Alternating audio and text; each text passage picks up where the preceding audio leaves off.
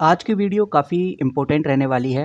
27 जनवरी 2026 की ये वीडियो है। आज स्क्रीन पे आपको नज़र आ रहा है, हम डिस्कस करने वाले हैं हिंदुस्तान जिंक लिमिटेड की। हम बात करेंगे आज इस वीडियो के अंदर हिंदुस्तान कॉपर लिमिटेड की। साथ में आज इस वीडियो के अंदर हम बात करेंगे Tata silver exchange trade fund की, यानी टाटा सिल्वर ईटीएफ की। आज अगर आपने मार्केट में देखा है तो सिल्वर ने एक और बड़ा रिकॉर्ड तोड़ा है। 117.69 पर एनएस डॉलर तक सिल्वर आज पहुंच गया है। कह सकते हैं कि 2026 में ही सिल्वर अभी तक लगभग 53% तक बढ़ता हुआ नजर आया है। सिल्वर इतनी तेजी से क्यों बढ़ रहा है, इसके पीछे के मल्टीपल रीजन है, लेकिन एक रीजन जो अभी द इकोनॉमिक्स टाइम्स के द्वारा बताया जा रहा है, इस रीजन के ऊपर चर्चा करेंगे और जानेंगे कि भाई ओवरऑल अब हमें आगे सिल्वर किस तरह से देखने को मिलने वाला है।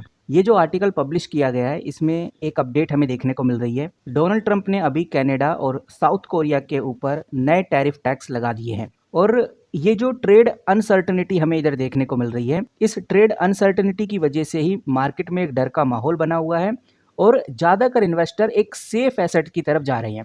सेफ एसेट्स यानी कि सोने चांदी की तरफ ज़्यादातर इन्वेस्टर बढ़ रहे हैं। गोल्ड ने भी $5,110 का जो रिकॉर्ड है उसको हिट कर लिया है और ये मार्केट में अक्सर देखा गया है, जिस हिसाब से सोने की कीमत बढ़ती है हमेशा चांदी को अच्छा सपोर्ट मिलता है। वहीं हमें यह भी ध्यान रखकर चलना है, यूएस डॉलर थोड़ा सा भी कमजोर हुआ जिससे इंटरनेशनल मार्केट में मेटल सस्ते हो जाते हैं और इनकी फिर डिमांड भी बहुत ज़्यादा बढ़ जाती है। और यहाँ पर जो बड़े एनालिस्ट हैं उनका यही मानना है कि अगर सिल्वर $117 को क्रॉस कर 120 लेवल को भी अगर क्रॉस करता है तो इसमें एक लंबी तेजी देखने को मिलेगी और सिल्वर $130 तक ट्रेड होता हुआ नजर आ सकता है। फिलहाल सिल्वर को लेकर अभी ओवरबॉट जोन बताया जा रहा है कि भाई सिल्वर में बहुत ज़्यादा खरीदारी हो चुकी है, इसीलिए यहाँ एक बड़ा प्रॉफिट बुकिंग यानी कि एक बड़ी गिरावट हमें देखने को मिल सकती है।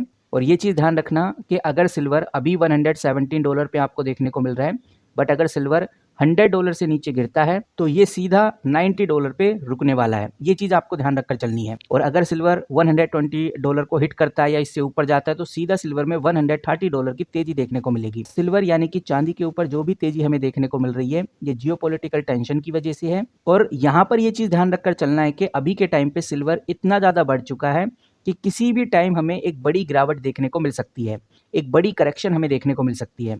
इसीलिए बिना सोचे समझे इस लेवल पर बहुत सारा इन्वेस्टमेंट करना बहुत गलत हो जाएगा।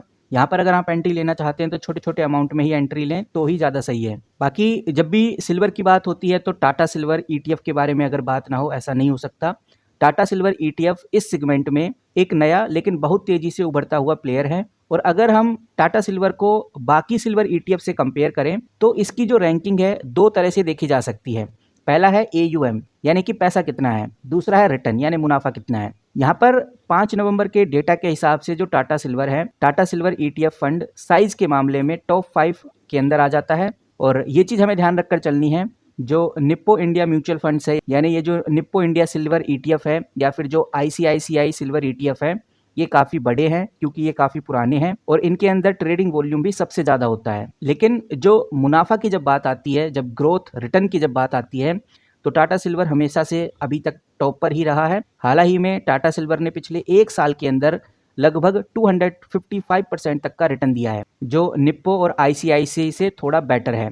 एक बहुत इंपॉर्टेंट बात जो आपको ध्यान रखकर चलनी है, 22 जनवरी 2026 को सिल्वर बहुत तेजी से नीचे गिरा था। ओवरऑल ईटीएफ हमें क्रैश होते हुए नजर आए और इसमें जो सबसे ज़्यादा गिरा था वो टाटा सिल्वर ही गिरा था।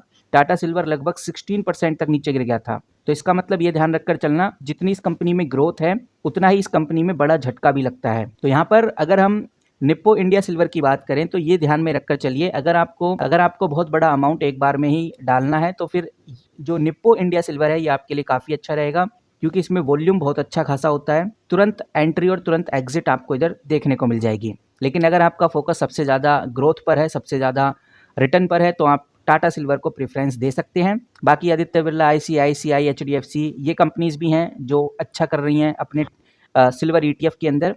अब अगर हम वन बाय वन करके समझे तो सबसे पहले यहाँ पर आप देखिए, मैंने सबसे पहले खोला हुआ जीरोधा सिल्वर ईटीएफ। इसका अगर आप थोड़ा नीचे चलने के बाद इम्पैक्ट देखेंगे, जो इम्पैक्ट कॉस्ट है वो 0.08 है, यानी बहुत कम इम्पैक्ट हमें इसमें देखने को मिलता है। जितना कम इम्पैक्ट होगा उतना ही इन्वेस्टर्स के लिए अच्छा होता है। अगर हम टाटा सिल्वर का देखें तो यहाँ पर आप देखिए टाटा सिल्वर का कॉस्ट इम्पैक्ट आपको देखने को मिलेगा 0.11, यानी जीरोधा से ज़्यादा है। और अगर आप निप्पो का देखोगे तो यहाँ पर आपको निप्पो का भी देखने को मिल जाएगा लगभग 0.02। सबसे कम निप्पो सिल्वर का ही है, इसीलिए ईटीएफ में सिल्वर वी को सबसे ज़्यादा पसंद किया जाता है। एचडीएफसी म्यूचुअल फंड्स का भी मैं आपको दिखाना चाहूँगा, ये आप देख सकते हैं इम्पैक्ट कॉस्ट 0.04 आपको इधर देखने को मिलता है। अगर हम ट्रेड वॉल्यूम की बात करें तो 235 का ही ट्रेड वॉल्यूम है, बहुत कम है। 235 लाख बहुत बड़ा नंबर नहीं होता। वहीं अगर आप निप्पो का ट्रेड वॉल्यूम देखेंगे तो आपको नजर आएगा 2232 लाख का आपको ट्रेड वॉल्यूम देखने को मिलेगा। टाटा सिल्वर का आप देखिए, टाटा सिल्वर में और भी बड़ा आपको ट्रेड वॉल्यूम देखने को मिलता है 7508। वहीं अगर आप जीरोधा का देखेंगे तो 890 देखने को मिलेगा। तो ओवरऑल वॉल्यूम के मामले में भी टाटा सिल्वर आज के टाइम पे बहुत बड़े लेवल पे खेल रही है, जो कि बहुत पॉजिटिव साइन है। इसी वजह से टाटा सिल्वर में हमें एक बड़ी ग्रोथ देखने को मिल रही है। और जाते जाते आपको दो कंपनी और बताना चाहूँगा, जैसे हिंदुस्तान जिंक हो गया, इसी के साथ हिंदुस्तान कॉपर हो गया।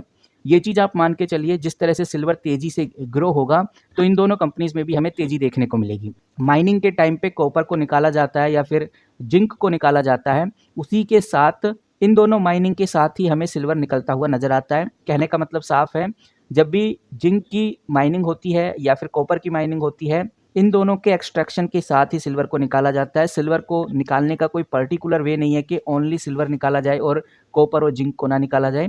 अगर जिंक की माइनिंग करी जाएगी तो उसके साथ सिल्वर आपको देखने को मिलेगा। इसीलिए अगर सिल्वर बढ़ता है तो फिर हिंदुस्तान कॉपर में भी आपको तेजी देखने को मिलेगी और हिंदुस्तान जिंक में भी आपको तेजी देखने को मिलेगी।